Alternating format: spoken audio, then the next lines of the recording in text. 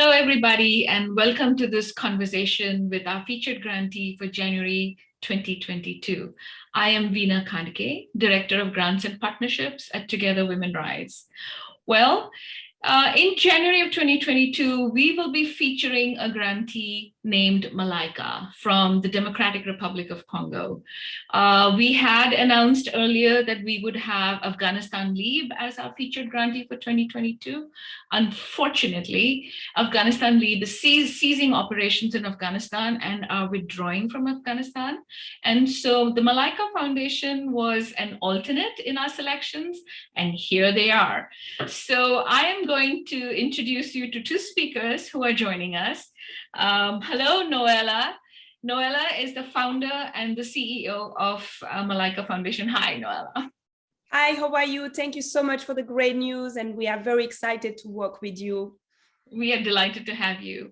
And we have Sarah, who is joining us from Lubumbashi in the Democratic Republic of Congo. Hello, Sarah. Hello, Veena. Hello, everyone. Thank you so much. Thank you. I forgot to mention that Noella is joining us from the UK, and we are recording this in the month of December. So, as we say Happy New Year to everybody who is watching this video, let's get into the story of the Malaika Foundation. So, Noella, why don't you start us off with the founding story? You have a very impressive story. Thank you. So I'm Noella Coursaris Musunka. I'm the CEO founder of Malaika. I was born in the Congo. My father tragically passed away when I was 5 years old. I was the only child. My mother didn't have the means to take care of me, so I was sent to live with relatives in Europe. I had a very tough childhood, very little means of communication with my mother during these 13 years, except a few letters. I threw myself into education. I was very, very focused. I returned to Congo. I was 18. I was shocked at the condition my mother and children and were living in, and the potential of the country, but the fact that so many people were out of running water, electricity, infrastructure, technology, little access to quality education and health. I realized these girls could have been me if my mother didn't send me away to give back. I knew I had to do something, and that's the reason Malaika was born in 2007, and I lead Malaika on a volunteer basis at every level. Wonderful. What an impressive story. So, Sarah, tell us a little bit more about your community. What is this beautiful community that Malaika works in? What is it like? What are your families like? So we work in the village of Kalebuka, which is 15 kilometers from the Lubumbashi, the city. And when Malaika first installed, the women were enrolled in tradition. The community is made up of brick makers, of small farmers, of people who sell in the markets, and who have little to no education. There was only one school in Kalebuka where children had to sit on the floor in order to study. And early marriage is common within the community, and also childbirth and people dying because they can't receive the proper medication. So it's really a poor village, which Malaika is helping out over the years to become more empowered through our different programs. Absolutely wonderful. Earlier, Noella, you were describing the village as you saw it and the improvements that have happened over 14 years. Tell us more about that. My mother lives in Lubumbashi, but when I decided to set up Malaika, I wanted to do it in an underprivileged areas. So we went to visit a lot of villages, and Kalebuka the community was really behind. They say we are a forgotten village. We need a school. We need programs to come here. We need attention. We have children. We want them to be educated. And that's the reason Malaika has since grown into a thriving ecosystem, because it's for the community and is driven by the community, and our staff is Congolese. We have 4 pillars. We have the school, a comprehensive free primary and secondary school education to 400 girls, taught in French and English, heavy STEM focus, coding, music, theater, sport, art. Is a leadership school producing future change makers who want to give back to their own community and country. Sarah, you can tell about the community center. This is the second pillar. The community center is, we created it because the school is mainly focused on girls, and we wanted to include the whole community. This was to enable our girls to grow in an environment which they felt they were nurtured and in which the whole family could contribute to the development of the community. So at the community center, we have literacy classes for men, women, that do not have the means to go to normal schools. We have computer science. We have entrepreneurship programs for the whole community. We have financial literacy. We have sewing programs. We have technical vocational training. And we also have football. And football is a tool that we use in 2 ways. One as a tool for sport for development, and then another is for professional football, where our youth are able to go and incorporate different teams, local teams around the country. Wonderful, absolutely wonderful. And then the third pillar is the wells, water sanitation. We built and refurbished 23 wells in the area. Last week I was in the Congo. We were able to launch 2 more wells, and we provide clean, safe, portable water for drinking, cooking, cleaning, washing, and we're impacting more than 35,000 individuals each year. And you can see when we started to build the school, because there's no water in the village, we built a well in order to make the toilet facility and to make the bricks. But hundreds of people were coming every day to fetch water. And I was like, oh my God, where are they gonna go when the school will be closed?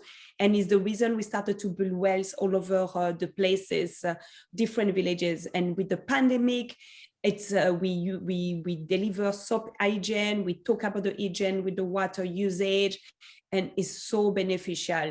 And then we have the third pillar is the agricultural programs. Do you want to talk about it, Sarah?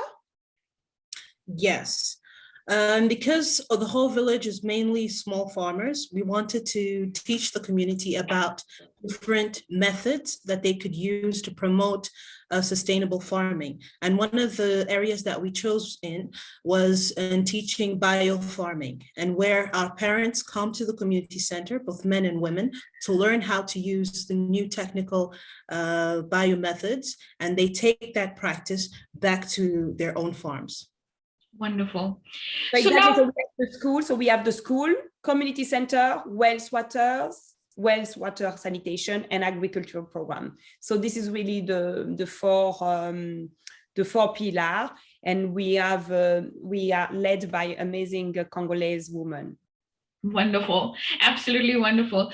So Sarah, why don't you tell us briefly about the project that RISE is going to be funding? And Noella, you have a photograph of the women in your project behind you. Yes. Go ahead, Noella. Go ahead, Sarah. So excited to learn that we won, and we can, because right now we give them sewing program, entrepreneurship, digital skills, and everything that Sarah was telling.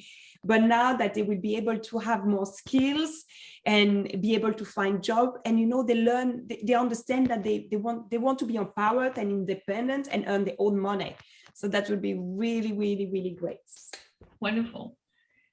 So Sarah, some of the details of the project? Go ahead. Yes, so together with Malaika and Together Women Rise, we are seeking to empower the women through 3 programs: catering, housekeeping, and sewing. And so these are areas that were predominantly male-led areas, especially as the women in our community, most of them did not go to school. And so we want to help them become independent through training and through enabling them to find their own voices in these different capacities. And in doing so, we hope to lead them from being uneducated to being educated, independent, and family providers for their families. Absolutely. Our RISE family is going to love the story of how our grant funding is helping the women in your community to challenge the men to kind of enter their professions and kind of, change social norms. This is absolutely wonderful. So I believe you have a story about an interesting, for some of the women in your community. Mama Annie, was it?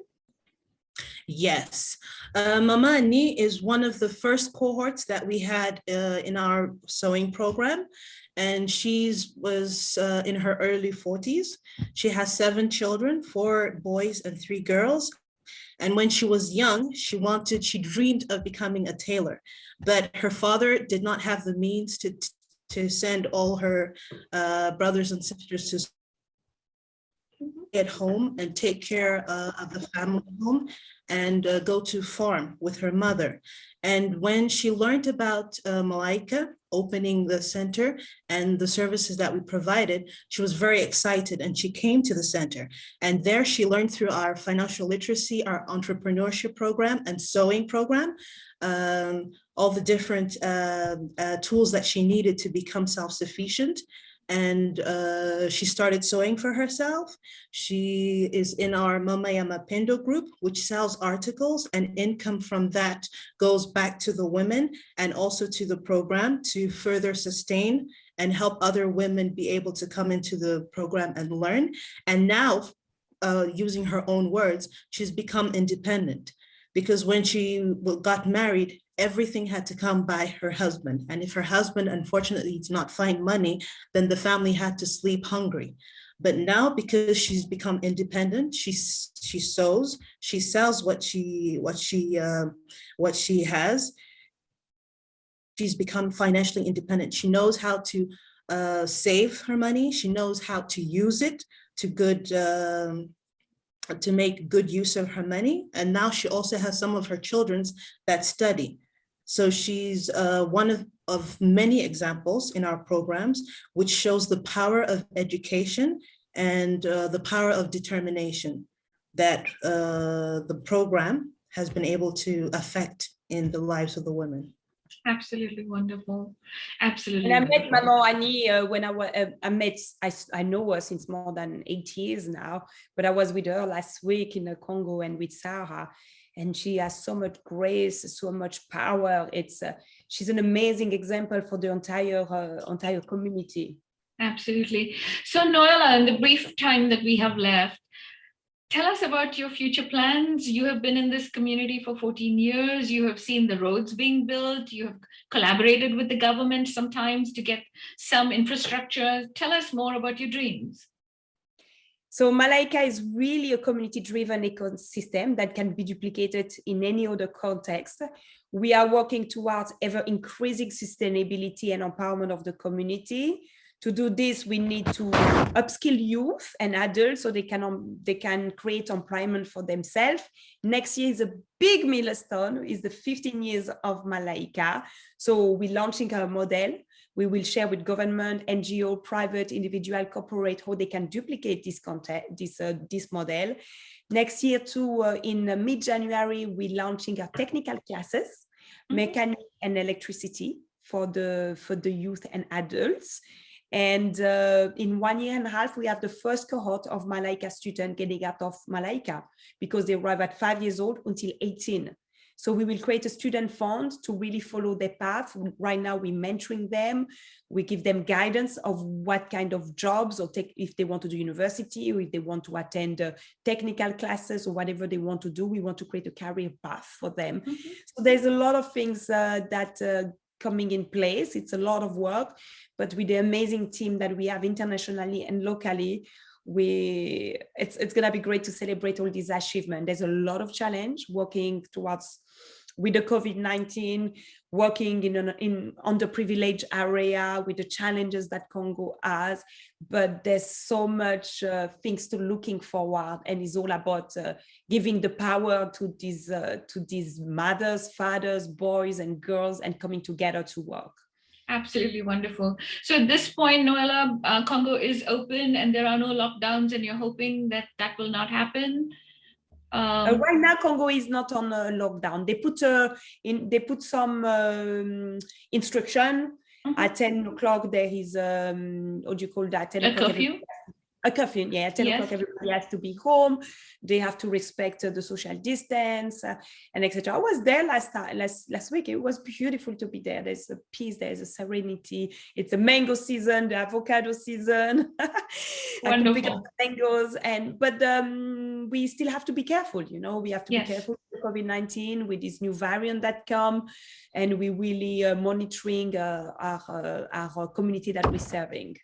Absolutely. And offering more soap, stationaries to wash hands, and we made with our mothers more than 5,000 masks sewed over the last 2 years. We distributed them. Our students with a 3D printer were able to do mask shield, and we gave them to more than 60 hospitals. So we really try to be there for the community. And the food price went really up. So every Tuesday and Thursday, we created some point where we were serving food to more than over the last year to 8,000 people. But you know, there's no electricity in the village. So to keep up with our students and our community, we had to go at some point in different points in villages and give even instruction via paper or giving the homework to our students to distribute to them. And then a few days later, we were coming to have it back. So it was a big logistics to be organized. Yes, we are hearing these similar stories like this from all our grantee partners. So Noella and Sarah, thank you, merci for joining us in this wonderful conversation. And we totally are honored to be your partners, to see how you are holistically changing communities. Thank you so much. And I hope you will come, that some of you will come to Congo and Kalebuka. Every summer I'm there for 6 weeks. Yes. So I'm waiting for you. Definitely. But thank you so much. Sarah, thank you for joining us. I know you're having issues with electricity and the internet, but thank you. Thank you so much, and I'll see you very soon. Sure.